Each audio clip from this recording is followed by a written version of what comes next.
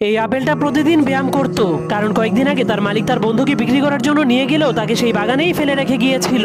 এজন্য সে পরের দিন নিজেকে অনেক সুন্দর করার জন্য নিজের শরীরে লাল রং লাগিয়ে দেয় আর স্বপ্ন দেখতে শুরু করে মালিক এখন তাকেও বিক্রি করার জন্য স্টিকার লাগাবে। কিন্তু তখনই তার মালিক এসে এবারও তার অন্য একটা বন্ধুকে বিক্রি করার জন্য নিয়ে যায়, যার কারণে সে অনেক মন খারাপ করে হার মেনে যায় আর ভাবতে শুরু করে তার মালিক তাকে কখনোই বিক্রি করবে না। কিন্তু তখনই সে পাশেই একটা ব্যায়াম করার ঘর দেখতে পায়, যা দেখার পর সে অনেক খুশি হয়ে সেখানে গিয়ে 80 কেজি ডাম্বেল দিয়ে ব্যায়াম করতে শুরু করে দেয়। এভাবেই সে 2 বছর সেই জিমের মধ্যে অনেক পরিশ্রম করে, কিন্তু যখন সে নিজেকে মাপতে শুরু করে তখন সে বুঝতে পারে এত পরিশ্রমের পরেও সে একটুও বড় হয়নি। এজন্য সে বুদ্ধি খাটিয়ে একটা পাম্পের মেশিন দিয়ে নিজেকে ফুলিয়ে দেয়। এরপর সে অনেক খুশি হয়ে আবারও সেই গাছে চলে যায়। তখন তার মালিক এত বড় আপেল দেখার পর তাকে বিক্রি করার জন্য স্টিকার লাগিয়ে দেয়, কিন্তু হঠাৎ করে তার ভেতরে থাকা হাওয়াগুলোর সাথে সাথে তার স্টিকারটাও খুলে যায়। এজন্য তার মালিক তাকে রেখেই ট্রাক নিয়ে চলে যেতে শুরু করে, যার কারণে সে অনেক রেগে গাছের উপরে লাফিয়ে লাফিয়ে সেই ট্রাকটার পিছু করতে শুরু করে দেয়। কিন্তু এক গাছ থেকে আরেক গাছে যাওয়ার সময় তার হাতটা স্লিপ কেটে যায়, যার ফলে সে নিচে বসে থাকে একজন মানুষের মাথার উপরে পড়ে যায়। আর এই দুষ্ট আপেলটার কারণেই বিখ্যাত বিজ্ঞানী নিউটন গ্র্যাভিটির খোঁজ করতে পেরেছিল।